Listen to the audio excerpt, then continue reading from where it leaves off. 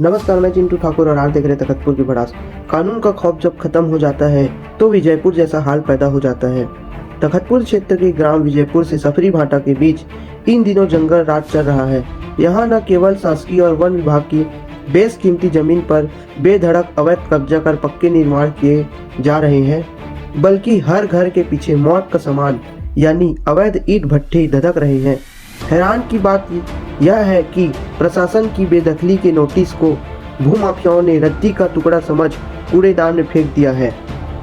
सूत्रों से मिली जानकारी के मुताबिक विजयपुर से सफरी भाटा के बीच वन विभाग की भूमि पर लगे हरे भरे पेड़ों की बेरहमी से कटाई की गई है। पेड़ों की जगह अब वहां अवैध मकानों ने ले ली है।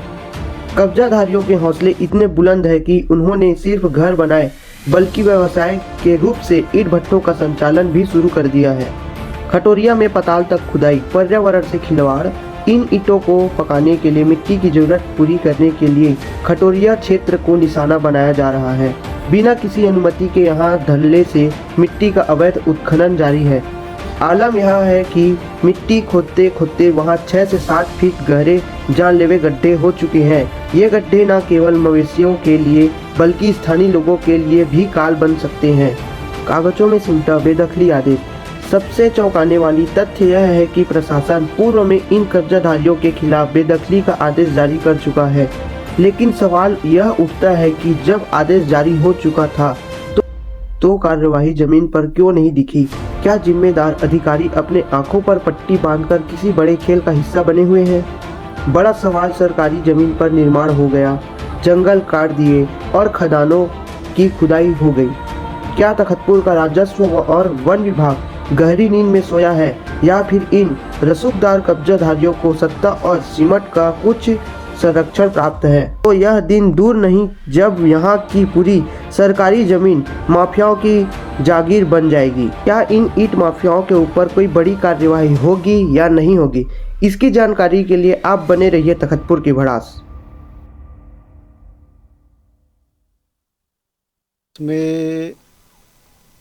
वर्ष 2025 में छत्तीसगढ़ शासन के द्वारा सुशासन तिहार का जो है वो जो निकला था ना आवेदन लगाने के लिए ऑनलाइन, उसमें मैं आवेदन लगाया था, जिसमें खसरा नंबर पूर्व सरपंच के द्वारा खसरा नंबर 13/123, 14, 15, 16/123, 17, 18, 19, 21, 29, 46, 47, 82 और 57/1 में पौधारोपण के लिए दिया गया था। उन्हीं जगह से बेजा कब्जा हटाने के लिए मेरे द्वारा आवेदन लगाया गया था, किंतु उस समय आवेदन लगाने के बाद मात्र बेदखली का आदेश जारी हुआ है और जुर्माना के तौर पे एक एक व्यक्ति से 1,000 रुपया तहसीलदार महोदय के द्वारा लिया गया है।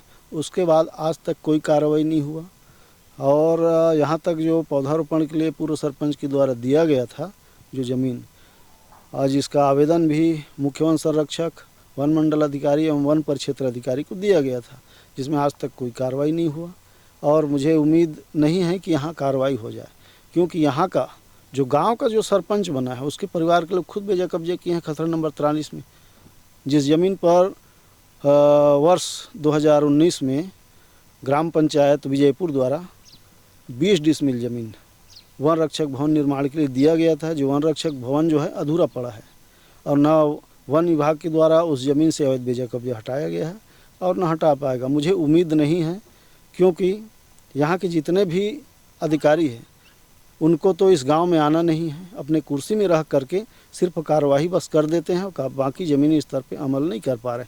इसका प्रमुख कारण ये है कि भ्रष्टाचार है।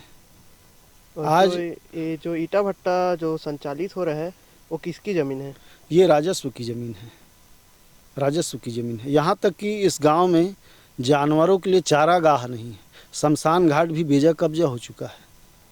यहाँ तक कि इस गांव में खसरा नंबर 158/1, जहाँ 1952 से जनपद प्राथमिक पाठशाला विजयपुर संचालित था, उसको 2007-8 में हटा करके खसरा नंबर 45/1 जो विष्णुपाल के नाम से है, उसमें जनपद प्राथमिक पाठशाला के भवन को निर्माण कराकर कब्जा करा दिया गया और जहाँ 158/1 है, 1 हेक्टेयर कुछ है, वहाँ आज पूर्ण रूप से बेजा कब्जा हो चुका है। न स्कूल के लिए ज़मीन बचा है, न किसी अन्य कार्य के लिए ज़मीन बचा है। यहाँ तक कि ये स्थिति है कि जो पंचायत प्रतिनिधि हैं वो लोग स्वयं बेजा कब्जे किए हुए। अगर मैं उनके खिलाफ़ कहीं खुलकर आ रहा हूँ तो ये लोग मेरे को जान से मारने का भी प्रयास कर सकते हैं। इसकी मुझे पूर्ण आशंका है, जिसकी सूचना मैंने पूर्व में जूनापारा चौकी को दे चुका हूँ। मैं इसकी प्रमाण में कापी मेरे पास अभी भी रखा हुआ है। यहाँ तक कि मैं मुख्यमंत्री जन चौपाल में भी आवेदन के माध्यम से इसका उल्लेख कर चुका हूँ, जिसकी रजिस्ट्री सहित कापी मेरे पास है। और अब आगे इस संबंध में मैं ज़्यादा अगर कोशिश करता हूँ तो लोगों के द्वारा हादसा का शिकार करा दिया जाएगा या कुछ अन्य करा दिया जाएगा।